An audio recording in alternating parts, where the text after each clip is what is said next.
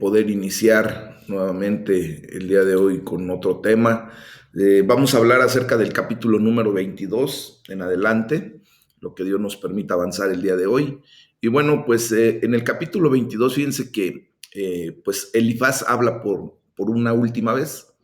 Y quiero comentarles que pues aquí comienza propiamente una tercera y muy corta ronda de debate entre Job y sus tres amigos, Elifaz, Bildad y Zofar. Y a lo largo de estas tres rondas, ¿verdad?, se gestó pues cierto movimiento que puede ser detectado. En la primera vuelta, ¿verdad?, los amigos se conforman con hablar de generalidades y no se aventuran a aplicar su doctrina directamente a Job. Pero ya en la segunda ronda, pues el tema principal es el destino de los impíos y pues el punto de vista que Job ofrece, ¿verdad? Y Job entra en una contradicción abierta con el comentario que hacen sus amigos. Pues ahora en esta tercera vuelta que se da, esta última ronda, pues ya queda al descubierto la condición entre Job y sus amigos, la brecha entre ellos se hace más grande, ¿verdad? Se acompleta propiamente, y pues una vez que se ha alcanzado este punto clímax, pues ya no puede haber más diálogo. Y vamos a ver cómo la discusión llega a un punto muerto, ni para atrás ni para adelante, como decimos coloquialmente, ¿verdad? Cuando llega el punto en el que de alguna manera pues ya no hay más que comentar, más que discutir, porque ya se quedó trabada la cosa. Y pues bueno, vamos a estudiar la palabra de Dios, vamos a analizarla un poquito y vamos a ver que en la primera parte de este capítulo, Elifaz pregunta directamente a Job, ¿verdad?, porque ataca el carácter de Job y le dice, ¿de qué le sirves a Dios? Bueno, pues entonces la palabra de Dios dice de la siguiente manera entre los versículos del 1 al 3. Respondió Elifaz temanita y dijo, ¿traerá el hombre provecho a Dios? Al contrario, para sí mismo es provechoso el hombre sabio. ¿Tiene contentamiento el omnipotente en que tú seas justificado o provecho de que tú hagas perfectos tus caminos? Fíjense cómo Elifaz, pues después de que escuchó todos los angustiados desahogos de Job hacia Dios, ¿verdad?, todos los comentarios que Job hace en su desesperación hacia el Padre Celestial, pues Elifaz parecía pensar que Job solamente tenía un concepto muy alto de sí mismo, que era el egoísta, que era soberbio, vanaglorioso, y se preguntaba por qué Job pensaba que era tan especial, y por eso dice que tan de provecho para Dios, ¿qué podría darle, verdad? ¿Y por qué pensaba que Dios le debía tanto? Bueno, pues entonces aquí vemos ya cómo es el momento. En este punto eh, vemos la conocida tensión desequilibrada en la trascendencia divina. El concepto de que el hombre es nada a los ojos de Dios, incluso la virtud es inútil, ¿verdad? Porque pues verdaderamente Dios no necesita del hombre, no necesita al hombre. Somos nosotros los que necesitamos a Dios. Y como todo tiene su origen en Dios, pues que el hombre lo regrese, ¿verdad? Incluso en el servicio, no realza a Dios de ningún modo. Eso es real. Entonces, aquí podemos preguntarnos si no está simplemente argumentando el caso por la autosuficiencia de Dios. Eh, Vuelvo a comentar, Dios no necesita de nada. A Dios no le falta absolutamente nada. Y como Dios ya es absolutamente perfecto, pues no creó al hombre debido a alguna deficiencia personal o alguna necesidad personal, ¿verdad? Por lo tanto, pues el hombre no le puede dar nada a Dios. Y esto lo tenemos que comprender para ponernos en el sitio justo. Pero recordemos que Job, pues estaba correcto. Él no tenía esa idea de vanagloria, mucho menos de arrogancia, ¿verdad? Elifaz sí pensaba que Job era arrogante y se consideraba a sí mismo, él pensaba que Job se consideraba a sí mismo un favorito, ¿verdad?, que era alguien mucho, muy especial para Dios. porque justamente pues también Job se declaraba que era justo y lo era. De hecho, Dios así lo dijo. ¿Ah? Él tenía en su corazón ese sentimiento de que él había hecho lo correcto delante de Dios, que estaba caminando rectamente, que a lo mejor en su juventud, ¿verdad? Pues había tenido un camino torcido, pero que Dios ya le había perdonado y había enderezado su senda. Por lo tanto, pues aquí vemos cómo Elifaz quería que Job considerara que Dios no necesitaba nada de él y que Job no le reportaba y no le aportaba propiamente nada a Dios. Y recordemos nuevamente que en un aspecto, pues Elifaz ciertamente tiene una teología correcta, porque verdaderamente Dios no necesita ni de Job, ni de ti, ni de mí, ni de nadie. ¿Ah? De la manera en que Job, tú y yo necesitamos de Dios. Entonces, sin embargo, la aplicación de este principio por parte de Elifaz era incorrecta en el contexto propio de lo que estaba sucediendo con Job, como lo hemos comentado repetidamente, porque ciertamente era contentamiento para el omnipotente que Job fuera justificado, porque así lo leímos en Job 1, capítulo 1 y 2, ¿se acuerdan? Entonces, según estos dos primeros capítulos de este libro, realmente era de provecho para Dios que Job hiciera perfectos sus caminos.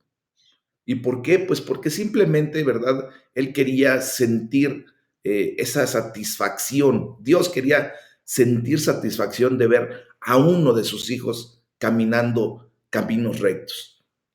Y eso es por eso que reta al enemigo, ¿verdad? Reta a Satanás, porque si se recuerdan, Dios es el que hace el reto. ¿Ah?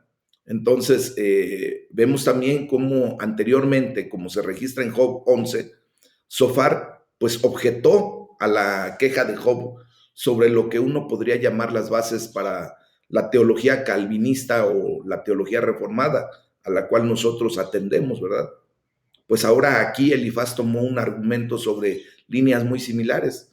Fue como si dijera, Job, Dios es soberano y autoexistente, no necesita nada de ti y no te debe absolutamente nada. Dios no tiene contentamiento en tu imperfecta rectitud y no eres de provecho para Él. No es de provecho para Él que seas considerado perfecto. Y nosotros creemos exactamente eso, ¿verdad? Que nosotros no le podemos atribuir a Dios absolutamente nada y ni retribuir nada. Pero aunque ciertamente hay cierto mérito en esta teología, pues no aplica a todos los contextos y no aplicaba en particular a Job en este punto, en este contexto que estábamos comentando de este libro. Seguramente hay ocasiones en que nuestra teología, la teología humana, pues no aplica a lo que nosotros podríamos ver, ¿verdad? Porque como no somos jueces, como nosotros no escudriñamos el corazón, como nosotros no podemos ni siquiera ver de qué manera el corazón siente, ¿verdad? Piensa, pues no podemos aplicar ese tipo de teologías a todo ser humano. Solamente Dios sabe, ¿verdad? Él es el que escudriña hasta las intenciones del corazón y Él es el único que verdaderamente podría decir si le es de provecho o no el que nosotros pues hagamos lo correcto delante de Él. ¿Verdad?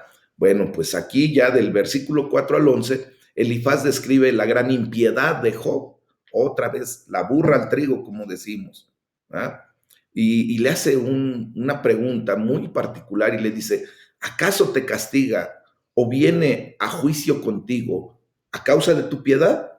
O sea, aquí ya Job, hagan de cuenta que le dio en el clavo. Elifaz le dio en el clavo a Job, ¿verdad? Pues ciertamente que la catástrofe que vino sobre Job, a la cual Elifaz sutilmente llamó corrección, no fue porque Job no le temiera a Dios, sino que ahora Elifaz le está diciendo que vino porque su malicia era tan grande y sus maldades no tenían fin y por eso Dios ahora lo estaba corrigiendo, entre comillas, ¿verdad? Elifaz ya no creía que Job fuera básicamente un hombre temeroso de Dios. Los problemas de Job eran la reprensión directa de Dios.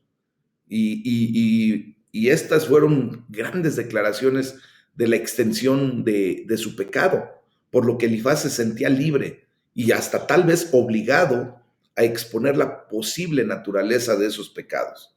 O sea, ya lo están tratando de completamente impío, malicioso, rebelde, ¿verdad? Lo que Elifaz no hizo y aparentemente no podía considerar era que la crisis de Job no tenía nada que ver con alguna corrección, no tenía nada que ver con el omnipotente entrando a juicio con Job.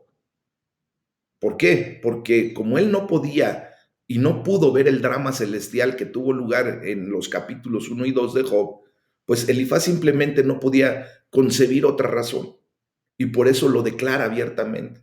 ¿Ah? Es como cuando de repente sentimos que tenemos que actuar en contra de alguien y hacerle un llamado a arrepentimiento, hacerle la observación de su pecado que a lo mejor nosotros, entre comillas, vemos o pretendemos ver y hacemos conjeturas y entonces le caemos encima y pues vemos que no necesariamente es así. Recuerden cuando los fariseos le preguntan al Señor Jesucristo respecto a la condición de un ciego de nacimiento y le dicen, ¿es por causa de su pecado o por causa del pecado de sus padres? Si nos damos cuenta, el hombre normalmente no puede ver la condición espiritual y por lo tanto, pues argumenta lo que técnicamente sí puede ver o podría ver en su caso. ¿Y qué es lo que responde nuestro Señor Jesucristo? Que Él verdaderamente estaba espiritualmente pues completo y cabal y les dice, pues ni es por el pecado de este, porque no ha cometido pecado que fuera como para esta condición, ni el de sus padres, simplemente es para la gloria de Dios, para que el Padre Celestial se glorifique a través de esta acción que voy a hacer, de recobrarle la vista a este ciego. Y así, entonces el hombre pues muchas veces toma la posición que no le corresponde, de ser juez y parte al mismo tiempo. Eso no podemos hacer. ¿Verdad? Nosotros solamente somos parte. Dios es el juez todopoderoso. Amén. Y el juez justo. Dice la palabra de Dios, dice, porque sacaste prenda a tus hermanos sin causa y despojaste de sus ropas a los desnudos. Entonces aquí vemos cómo ya comienza una notable lista de acusaciones infundadas, pero directas contra Dios. Elifaz acusó a Job principalmente de codicia y crueldad por las riquezas, o sea, avaricia, ¿verdad? Y nada de esto era verdad, pero Elifaz pues lo asumía porque Job fue alguna vez un hombre extremadamente rico y pues ahora vemos que era asaltado por esta gran tragedia que estaba viviendo, que perdió todo, se quedó en la ruina. Por lo tanto, pues la única evidencia que podía ofrecer pues era la condición de Job y no podía pensar en otra posible explicación para esta crisis que estaba viviendo su amigo. Fíjense ya, hasta entre comillas lo pongo a su amigo, que a fuerza le quería encasquetar una condición que ni siquiera tenía Job. Y déjenme decirles que esta declaración que hace Elifaz eran los pecados más ruines posibles para un hombre que tenía riqueza y posición social, ¿eh? El hecho de que lo declararan como una persona ruin, que despojaba a los pobres, que abandonaba a los hambrientos y que oprimía a los indefensos, era como abofetear, pero terriblemente, a un hombre que tenía una posición social y una riqueza considerable, mis amados. El hombre pudiente, dice la palabra de Dios, literalmente el hombre del brazo, ¿verdad? Que tiene autoridad, dedo, mano y brazo, son todos los emblemas que nosotros hemos comprendido en la palabra de Dios de fuerza y poder, ¿verdad? De hecho, hasta nuestro himno nacional, ¿verdad? Como nos lo indica, que por el dedo de Dios escribió, justamente porque hay poder en el dedo de Dios, en la mano de Dios, ¿verdad? Cuando el Señor pues extiende su brazo de poder hacia nuestras vidas. Entonces, el hombre del brazo, o sea, el hombre pudiente, no solo es el hombre fuerte, sino también el hombre que tiene poder e influencia en su entorno, pero también lo pueden llevar a una condición contraria, que puede ser el hombre de rapiña y de saqueo, como lo estaba manejando Elifaz en contra de Job. Y dice la palabra de Dios, por tanto hay lazos alrededor de ti y te turba espanto repentino. Pues una vez más, Elifaz declaró esta simple fórmula que dominaba el análisis de los amigos de Job. Entonces, ya en la segunda parte de este capítulo 22, pues vemos cómo Elifaz ataca la teología de Job, ¿verdad? Y de entre los versículos 12 al 20, pues hace un contraste entre los impíos y los justos. Elifaz hace ese contraste. Y bueno, hace una serie de preguntas y dice, ¿no está Dios en la altura de los cielos? Pues miren, aquí Elifaz instruyó ahora a Job en los fundamentos de la teología. Pensaba que como Job pues no admitía su error, debía estar fundamentalmente hasta equivocado en su cosmovisión, en su comprensión de Dios, en cómo él percibía a Dios y a la vida. Así que comienza con la idea básica del poder, del esplendor y de la soberanía de Dios, como si Job no lo supiera. Pero pues obviamente Elifaz ya está en un punto crítico de señalamiento, ¿no? Y le dice, ¿quieres tú seguir la senda antigua que pisaron los hombres perversos? O sea, le está afirmando que él quiere hacer eso, ¿verdad? Elifaz advirtió a Job que no debería endurecer su corazón y su mente como los que fueron como un río derramado, como esos hombres perversos. Y esta es posiblemente una oscura referencia pues a la inundación del tiempo de Noé, ¿se acuerdan? Del diluvio, cuando ese diluvio pues obviamente arrasó con todos esos hombres perversos que Dios quiso borrar de la faz de la tierra. Y ahora Elifaz pues está advirtiendo a Job que no siguiera en la perversidad de las personas que vivieron antes del diluvio. O sea, vean hasta dónde ya lo está poniendo Elifaz. Sarcásticamente pues le pregunta a Job si planea continuar yendo en la dirección equivocada, ¿verdad? Por camino perverso, por el camino de los impíos. Y todavía le hace la observación y le dice que este mismo camino por el que Job, teóricamente para él, estaba yendo, pues lo va a llevar al ahogamiento de una generación entera, como lo fue en el tiempo de Noé, ¿verdad? Entonces, fíjense bien que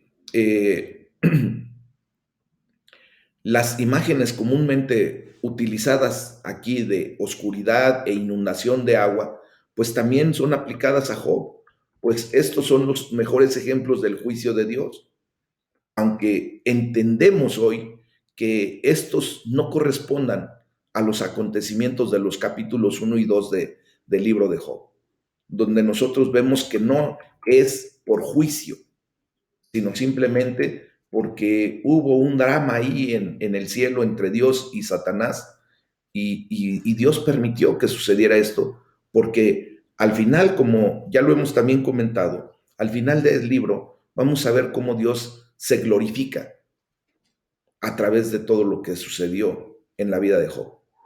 Y luego Elifaz todavía dice, verán los justos y se gozarán.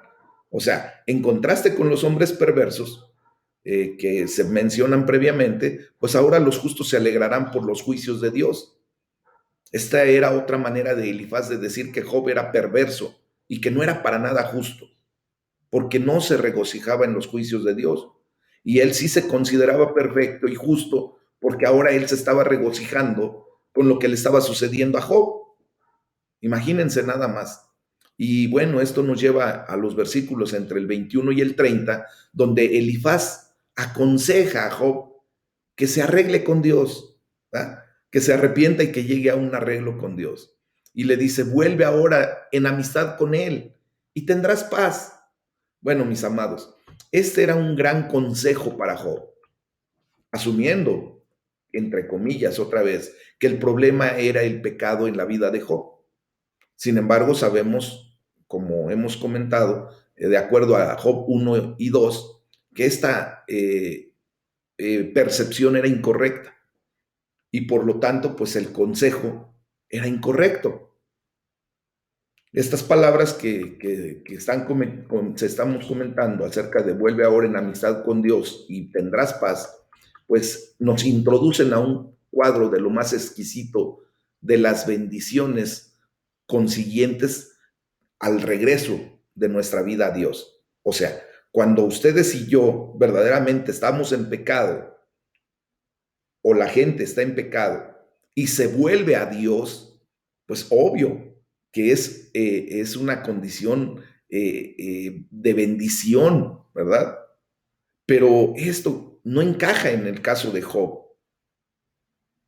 Y obviamente, pues Elifaz se dirige a Job y no encaja porque, pues, Job no había dejado a Dios. Recuerden que hasta la misma esposa de Job le dice, ya maldice a tu Dios y muérete. Y jamás hizo eso Job. Entonces, estas palabras pues suenan extrañas saliendo de la boca de Elifaz, que se consideraba amigo de Job, aunque sí están llenas de gran verdad. El hecho de que el que nos volvamos ahora en amistad con Dios y tendremos paz es una gran realidad, pero siempre encajando en un contexto correcto. ¿Ah? No se le puede declarar a cualquier persona este tipo de condición porque no en todo se encaja. Entonces, podemos decir que Elifaz estaba en lo cierto sobre la necesidad del hombre de tener una correcta amistad con Dios, ¿verdad? Porque verdaderamente lo que un hombre necesita para ser bendecido y para ser de bendición para otros, pues es el conocimiento de Dios, es la amistad que se genera, esa relación íntima con Dios, porque en Él es donde tenemos y obtenemos deleite, mis amados, en la comunión con Dios, en comprender la victoria de Jesucristo para bendición nuestra. Allí está nuestro deleite, ¿verdad? Y entonces, como tenemos ese conocimiento, ahora tenemos un cambio de actitud, tenemos un estilo de vida nuevo, somos nuevas criaturas delante del Señor cuando venimos a ese nuevo nacimiento que el Señor nos llama, en esa voltear a ver a Dios y entonces nosotros empezamos a ser hasta de bendición para mucha gente. ¿Ah?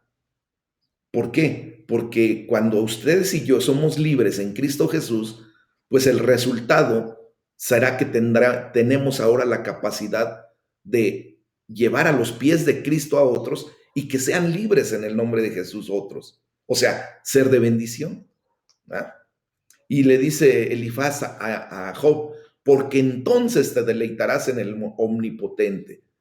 Vemos aquí cómo Elifaz asumía mucho porque Job pues estaba agonizando con Dios en vez de deleitarse en él.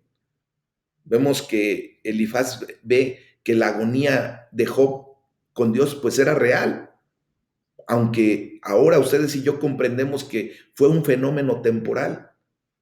Lo que he explicado constantemente respecto a la temporalidad de nuestro sufrimiento aquí en la tierra, cuando pasamos por un momento amargo, ¿verdad? Es algo tan temporal, tan corto, en referencia o comparado con la eternidad, que pues nosotros no debemos perder en ningún momento el gozo con el Señor, ¿verdad? No debemos perder en ningún momento el deleite que tenemos ahora en el omnipotente. ¿Mm? Esto de te deleitarás en el omnipotente o los vocablos al omnipotente o tener asilo en el omnipotente o para alcanzar al omnipotente y unirnos a él, pues es una frase hebrea extraordinaria. que enfatiza e implica no solo alejarnos del pecado total y eficazmente, sino también acercarnos al Dios vivo y verdadero para amarlo y aferrarnos a Él. Cuando nosotros verdaderamente nos deleitamos en el Omnipotente, pues venimos en una actitud, ¿verdad? Correcta de acercamiento, de amor, de aferramiento a ese Omnipotente, porque ahí tenemos el deleite, mis amados. Y dice Elifaz, y alzarás a Dios tu rostro. Bueno, quiero decirles que Charles Spurgeon explicó lo que esto significa en un sermón titulado Deleitarse en el Omnipotente. Y lo voy a citar y voy a declarar lo que Charles Spurgeon comentó en aquel momento. Y él dijo, y debemos tomarlo en consideración porque fue un hombre muy usado por Dios, con una sabiduría muy particular, y dice, alzarás a Dios tu rostro significa tener gozo en Dios. Cuando un hombre agacha la cabeza, se encuentra infeliz. Es la actitud de la miseria. Pero cuando nuestros pensamientos sobre Dios cambian y nuestra relación con Dios es diferente, levantamos nuestros rostros e iluminamos nuestros semblantes a la luz del favor de Dios. Significa que la culpa ha sido removida. O sea, la culpa hace que el hombre agache la cabeza. La conciencia hace cobardes de todos nosotros. Pero, mis hermanos, cuando el sacrificio expiatorio ha llegado con todo su poder sobre nosotros, cuando somos lavados en la sangre del Cordero y cada ápice de nosotros ha sido limpiado, entonces levantamos nuestro rostro a Dios. También significa ser libres del temor, porque el miedo cubre su rostro, dice, y de buen agrado se escondería totalmente ella también, a pesar de que para lograr la ocultación las rocas deban caer sobre ella. ¿Se acuerdan de la mujer adúltera, ¿verdad? Que de repente pues llegó en una condición en donde su rostro era completamente gacho? No podía levantar su mirada delante de nuestro Señor Jesucristo. Pero cuando Él le dice, ve y no peques más, yo tampoco te condeno, ella levanta su rostro y es libre hasta del temor, porque tenían que haber muerto, pero Dios perdonó su pecado. También levantar nuestro rostro a Dios, mis amados, significa tener expectativas. Dice Spurgeon, levantar el rostro hacia Dios, buscando liberación, seguridad y reposo, y esperando gracia y gloria de su mano derecha. La gloria sea para Dios, ¿verdad, mis amados? Bendito sea nuestro Padre Celestial, porque nos da la oportunidad el día de hoy de levantar nuestro rostro, reconociendo que ya no hay más condenación, ¿verdad? Que Cristo Jesús obtuvo el mérito suficiente en la cruz del Calvario para que ahora ustedes y yo podamos levantar nuestra mirada al Omnipotente, al Padre Celestial, reconocer su amor, su gloria y sobre todo su bendición, porque su mano derecha se extiende a nuestro favor. Amén. Fíjense, ven qué delicia es pues escudriñar la palabra de Dios. Qué delicia es poder ir comprendiendo cada vez más la bendita palabra de nuestro Padre Celestial. Dice Elifaz, y sobre tus caminos resplandecerá luz, y Dios salvará al humilde. Bueno, esta declaración, vemos que para Elifaz y sus amigos, pues la ecuación es bastante simple, ¿verdad? Pues todo lo que Job necesitaba era confesar sus pecados grandes y profundos que le habían traído a esta calamidad en su vida, y entonces podría recibir la restauración de Dios. Y la verdad, mis amados hermanos, pues grandes y maravillosas son estas palabras. Si Elifaz las hubiera aplicado a sí mismo, se habría dado cuenta que su propia imperfecta amistad con Dios era la razón por la que no era capaz de llevar ningún consuelo real a su amigo que estaba en sufrimiento. Son grandes y maravillosas palabras, ¿verdad? porque verdaderamente cuando nosotros volteamos a ver a Dios, pues sobre nuestros caminos resplandece la luz de Cristo y Dios salva al humilde. Pero en este caso, mis amados, ¿verdad? Vemos que Elifaz está tomando la parte que no le corresponde. Si él hubiera hecho esa misma observación para su vida, se habría dado cuenta que estaba cometiendo un grave pecado de difamación, de señalamiento, de juicio, que delante de Dios, pues es tan grave ese pecado como cualquier otro. Entonces, aquí lo único que resta comentar respecto a este capítulo es que nosotros no tenemos que levantar juicio contra nadie, mis amados. No tenemos que atrevernos en ningún momento de hacer algo similar porque no tenemos eh, el conocimiento completo de lo que debería de ser. Y así es como termina Elifaz, el temanita, su participación, ¿verdad? Quien inició con un pañuelo de los más dolorosos cargos, continuó con las más crueles insinuaciones y terminó con exhortaciones tribales al arrepentimiento y promesas de bendición seculares en consecuencia. O sea, todo lo hizo desde un corazón humano, desde un corazón imperfecto, desde un corazón que no sabía realmente lo que estaba sucediendo. Y por eso yo les animo a que nos quitemos de ese tipo de conductas.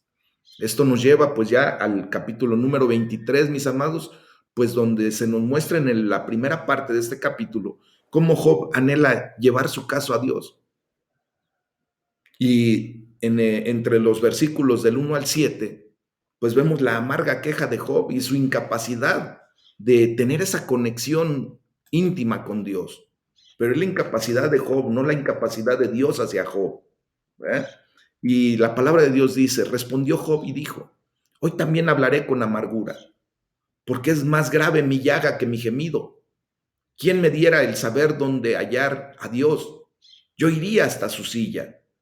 Expondría mi causa delante de él y llenaría mi boca de argumentos. Yo sabría lo que él me respondiera y entendería lo que me dijera. Contendería conmigo con grandeza de su fuerza. No, antes él me atendería. Allí el justo razonaría con él y yo escaparía para siempre de mi juez. Fíjense cómo al cierre del discurso de Elifaz, pues Job seguía sintiéndose desesperado. La sabiduría y el consejo de Elifaz y los otros no le eran de alivio para nada. Solamente estaban empeorando su agonía mental y su sufrimiento espiritual. Por eso dice Job, ¿quién me diera? Y no lo hace como pregunta, lo hace como una afirmación directa. ¿Quién me diera el saber dónde hallar a Dios? Aquí vemos cómo Job se sentía separado de Dios. Seguramente, pues esta no era la primera crisis en su vida, aunque claro que estaba mucho más allá de cualquier sufrimiento anterior que pudiera haber tenido, no se había reportado y no se reporta ningún sufrimiento anterior, pero pues seguro tuvo algunas crisis anteriores, pero en aquellos tiempos, en esos tiempos previos seguramente había encontrado consuelo, paz y comodidad, pero en esta catástrofe, en esto que estaba viviendo, sentía que no podía hallar a Dios. Su dolor, su sufrimiento era tan grande que recuerden que el enemigo es muy hábil en levantar muros en referencia al engaño, a la mentira. El sufrimiento de Job era tan grande, mis amados, que el enemigo levanta ese muro, ¿verdad? A través de la mentira de que posiblemente Dios no podía ser hallado, que le impide ver a Job, a Dios, como lo había experimentado anteriormente. Entonces, fíjense bien, de una manera casi infinitamente menor, pero aún así real, Job experimentó lo que Jesús experimentó en la cruz. Un hombre que anteriormente había estado en comunión plena con Dios, y tenía su favor, tenía el favor de Dios, pues ahora se sentía totalmente abandonado. Y esta era la mayor fuente de tormento en la vida de Job, como lo fue también en la vida de nuestro Señor Jesucristo, ¿verdad? Cuando nuestro Señor le dice, Padre, pasa de mí esta copa, pero no se haga conforme a mi voluntad, sino conforme a la tuya, ¿verdad? Él tenía angustia. Entonces, vemos cómo esto, pues, no solo nos habla del sentimiento de pérdida de la presencia de Dios que tenía Job, sino de su anhelo de tener la presencia de Dios de regreso. O sea, Spurgeon hace una anotación aquí y dice, los buenos hombres son lavados hacia Dios, perdón, son llevados hacia Dios incluso por las olas de su dolor. Y cuando sus lamentos son más profundos, su más alto deseo no es de escapar, no es escapar de ellos, sino llegar a su Dios. O sea, siempre el hombre que ha tenido la bendición de sentir la presencia de Dios, mis amados, siempre va a tener el anhelo de esa presencia. Ustedes y yo, para la gloria de nuestro Padre Celestial, ¿verdad? Pues ya es nuestro anhelo grande. Qué bendición hemos tenido a lo largo, mis amados hermanos, de más de un año y 3 meses que hemos buscado la presencia de Dios, el rostro de Dios en las mañanas y en las noches, a través de los devocionales en la noche y de las enseñanzas del seminario en las mañanas. ¿Ah? Hoy más que nunca, todos los días estamos deseosos, ¿verdad? Anhelantes de la presencia de Dios en nuestra vida. Y por eso vemos aquí cómo en su máxima necesidad Job clamó al Señor. O sea, vemos cómo el anhelante deseo de un hijo afligido, ¿verdad? De un hijo de Dios que está siendo afligido, es ver el rostro de su Padre una vez más. O sea, de aquí en adelante, mis amados, cada vez que tengamos aflicción, cada vez que tengamos necesidad, cada vez que estemos pasando por desierto, busquemos el rostro de Dios cada vez más, porque eso es lo propio de un hijo. Entonces, aquí vemos que la oración de Job no es, oh, que pueda ser sanado de la enfermedad que descompone cada parte de mi cuerpo. Ni siquiera fue, oh Señor, que pudiera ver a mis hijos restaurados de la boca de la tumba, o sea, revividos, resucitados, y que mi propiedad una vez más venga, ¿verdad?, a florecer. No, sino que el primer clamor y más importante clamor de Job es, oh, que supiera dónde encontrarte, Señor, porque tú eres mi Dios, que pueda llegar siquiera al trono de tu gracia. Hoy, mis amados hermanos, ¿verdad? Job no tenía la posición que ahora ustedes y yo tenemos. Él todavía no había visto al Redentor, a Jesucristo, haciendo la obra perfecta en la cruz del Calvario. Pero ahora ustedes y yo tenemos entrada, acceso con seguridad y confianza hasta el trono de la gracia.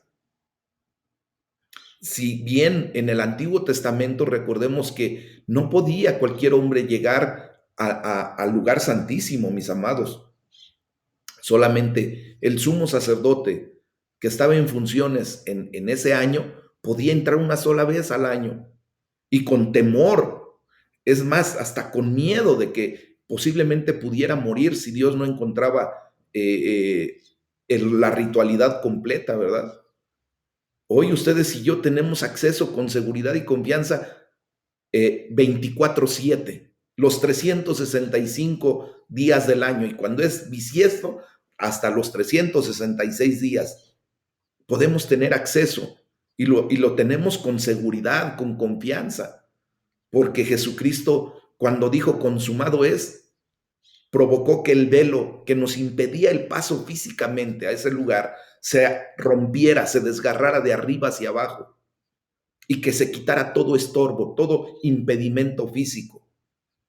Ahora ustedes y yo tenemos acceso con seguridad Jesucristo nos asegura que cuando tú te paras delante del trono de Dios, Él te recibe con los brazos abiertos, con confianza, porque Él pagó el precio de nuestro pecado y su sangre es poderosa para presentarnos delante del Padre sin mancha, sin arruga en ese preciso instante. Cuando tú y yo deseamos, cuando tú y yo buscamos la presencia de Dios.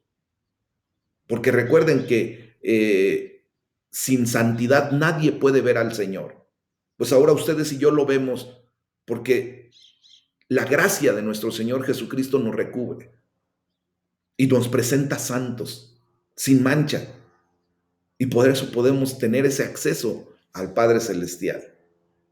¿Y Job qué dice? Expondría mi causa delante de él. O sea, Job no solo quería sentir la presencia de Dios por su consuelo espiritual, también lo quería para poder ser vindicado en la corte de Dios, especialmente ante la cara de las acusaciones de sus amigos, ¿verdad? Y vemos aquí que ya Job está impaciente de que comience el proceso. Y de hecho, pues él quiere ya poner orden, ¿verdad? Quiere demandar a Dios por difamación de carácter, prácticamente. Y aquí vemos cómo la valerosa honestidad de Job es vista en su mejor momento, mis amados. O sea, por eso Dios lo consideraba recto, perfecto. Su deseo consumidor era encontrarse con Dios cara a cara, no por una pena forzada, como lo decía Elifaz, ¿verdad? No por un pecado, sino en un juicio justo, porque él sabía qué condición tenía delante de Dios. Y vean qué grado de, ¿cómo les voy a decir exactamente?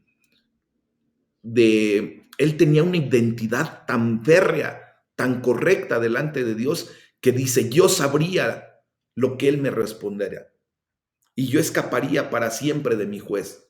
Miren, la conciencia de Job le aseguraba que encontraría misericordia y favor en el trono de Dios. O sea, tenía un concepto bien claro de quién es el Dios en el que había confiado. Sabía perfectamente bien que Dios es un Dios de amor, de misericordia. Ahora, vemos que sus amigos insistían constantemente que Dios estaba contra él en sus sufrimientos, pero Job neciamente se aferraba a su inocencia, porque justamente es lo que dice la palabra de Dios, que el reino de los cielos sufre violencia y solo, ¿verdad? El valiente arrebata. Pues Job era valiente, esforzado y no quería que le arrebataran la bendición, porque si él se hubiera declarado culpable, entonces le hubiera dado un revés a Dios delante de Satanás. Fíjense hasta dónde tenemos que llevar en la comprensión de esto. Job no se declara culpable porque no lo era y valientemente se aferra a su condición. Él tiene confianza en el Señor de que si pudiera tener él una audiencia con el Padre Celestial, Dios no usaría su poder en su contra, sino por lo contrario, lo fortalecería para que él pudiera presentar su caso correctamente. Entonces, mis amados hermanos, nosotros tenemos que ya tener este tipo de condición.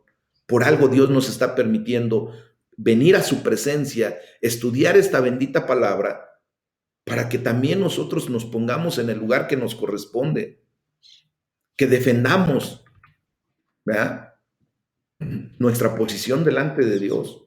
Si estamos faltos, bueno, pues pedirle perdón, reconocer nuestra realidad. Y si no sabemos, pues entonces orar y pedirle al Espíritu Santo que nos revele si estamos en pecado, si tenemos verdaderamente. Él es el único que verdaderamente nos puede convencer de pecado, de juicio y de justicia. Y actuar en consecuencia. Si el Espíritu Santo me hace entender que yo estoy en pecado, rendirme, humillarme delante de Dios, ¿verdad? Y de esa manera arrepentirme genuinamente, hacer un teshuvá correcto y decirle, Señor, perdóname. Reconozco ahora mi pecado, no lo había comprendido, pero ahora ya lo reconozco y te pido perdón. Y la misericordia de Dios actuará. Pero si no hemos pecado y si nada más son las acusaciones del enemigo, ¿verdad? Pues simplemente también podemos decir, Padre, tú sabes mi realidad, yo delante de ti no puedo ocultar nada, solamente te pido que me fortalezcas para que yo me levante con autoridad también. Y Dios lo hará, mis amados hermanos. Ya del versículo 8 al 9, pues Job confiesa su falta de entendimiento y necesidad de revelación divina. Por eso es que les digo que cuando no alcanzamos a comprender algo, pues entonces pedirle al Espíritu Santo de Dios, que ahora mora en nuestro corazón, que ahora vive en nosotros, que nos revele divinamente lo que no alcanzamos a comprender. Entonces dice la palabra de Dios en el versículo 8 y 9, he aquí yo iré al oriente y no lo hallaré, y al occidente y no lo percibiré. Si muestra su poder al norte, ya no lo veré. Al sur se esconderá y no lo veré. Bueno, pues aquí estas declaraciones vemos cómo Job insistía en que había buscado a Dios en medio de su crisis. Buscó en toda dirección que pudo, ¿no? Y esta es una marca de un verdadero hijo de Dios, que incluso cuando Dios, ¿verdad?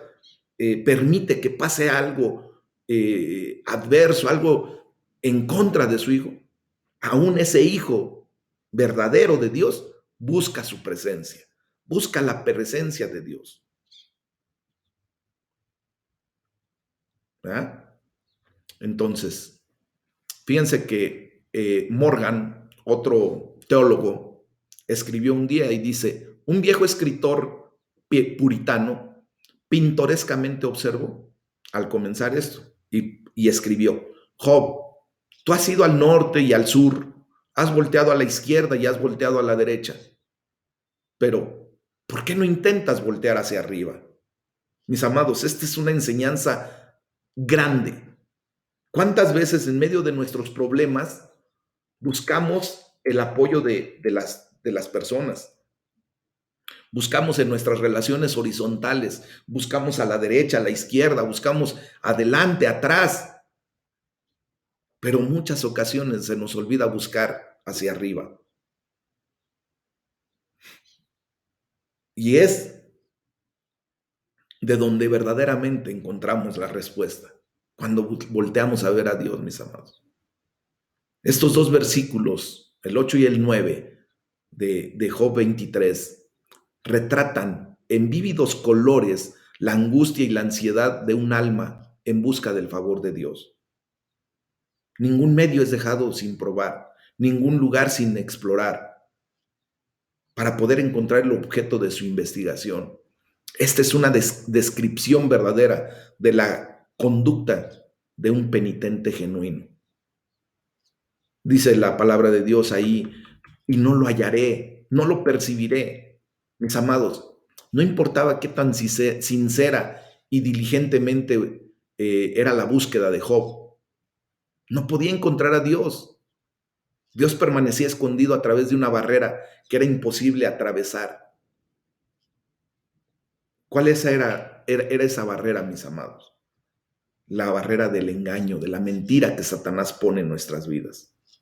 Es por eso que nosotros tenemos que buscar la verdad de Dios siempre, buscar la presencia de Dios desde lo que debe ser, que es desde el Espíritu Santo, apoyándonos en Él, viviendo la experiencia de la luz que nos da el Espíritu Santo y la palabra de Dios.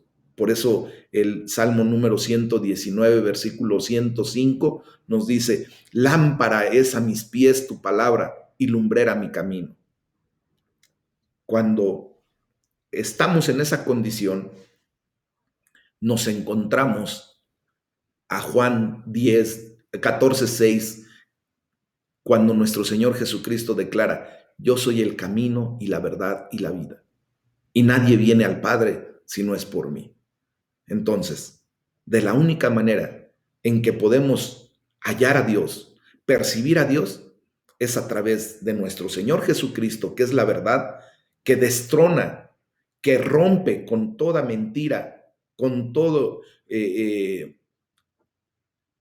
con esa trampa que Satanás ha tendido a nuestros pies y con el poder del Espíritu Santo que nos da la guianza divina para llegar al Padre Celestial a través de nuestro Señor Jesucristo. Allí es a donde lo hallaremos, allí es a donde lo percibiremos. Amén. Esto es lo que nos deja hasta este momento la bendita palabra de Dios. El día de mañana vamos a continuar con la segunda parte de este capítulo número 23, mis amados. Les voy a pedir que leamos a partir del versículo número 10 en adelante del capítulo 23 de Job. Y para ello, pues les pido como siempre que lo lean para que tengamos fresca la información y podamos avanzar un poquito más. Este es el tema del día de hoy. Vamos a orar, vamos a darle la gloria a Dios.